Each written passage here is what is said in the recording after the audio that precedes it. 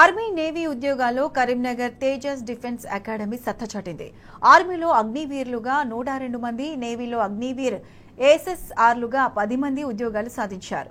మార్చిలో నిర్వహించిన ఆర్మీ ర్యాలీలో పాల్గొని మెరిట్ ఆధారంగా ఈ విద్యార్థులు ఉద్యోగాలు పొందారు.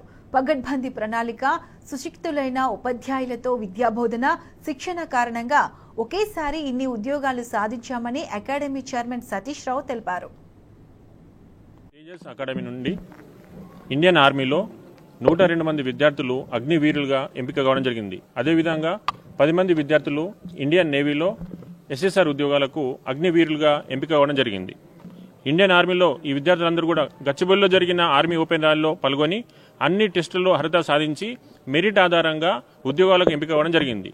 అదేవిధంగా ఇండియన్ నేవీలో గత సంవత్సరం జరిగిన ఎంపిక ప్రక్రియలో పాల్గొని అన్ని ఎగ్జామ్స్లో క్వాలిఫై అయి తుది ఫలితాలలో ఉద్యోగాలకు ఎంపిక కావడం జరిగింది. మా తేజస్ అకాడమీ నుంచి ఇప్పటి వరకు 2000కు పైగా విద్యార్థులు ఇండియన్ డిఫెన్స్ అయిన ఎయిర్ ఫోర్స్, నేవీ, ఆర్మీ రంగాల్లో ఉద్యోగాలు సాధించడం జరిగింది.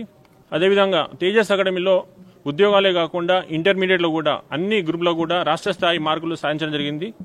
అన్ని రకాల ప్రభుత్వ ఉద్యోగాల్లో ఉత్తమ ఫలితాలు సాధించడానికై అన్ని రకాల ఏర్పాట్లు చేసి కోచింగ్ ఇవ్వడం జరుగుతుంది. రాబోయే రోజుల్లో ఇంకా ఉత్తమ ఫలితాలు సాధిస్తానని నేను మీకు గర్వంగా తెలియజేస్తున్నాను. అంటే నేను ఇంటర్ వరకు కంప్లీట్ చేసిన, ఇంటర్ చదివిన. ఆ తర్వాత మేము ఇంటర్ తర్వాత నేను అది ఫార్మరింగ్ చేసిన. నేను ఆ తర్వాత మా ఊరన్న డిఫెన్స్లో ఇట్లా ఉద్యోగాలు ఉంటాయి, దాంట్లో చేయమంటే ఇక్కడికి వచ్చిన. నేను ఇక్కడికి వచ్చిన తర్వాత ఈ సతీష్ సార్ని కలవడం జరిగింది. నేను సార్ నాకు హ్యాండ్ ఫ్రాక్చర్ కూడా ఉంది, అయినా కానీ సార్ ఈ డిఫెన్స్ ఏం కాదు, ఇది చూసుకుంటాను నేను అని చెప్పిండు. ఆ తర్వాత నేను నా సత్తాతో వెళ్ళడం జరిగింది.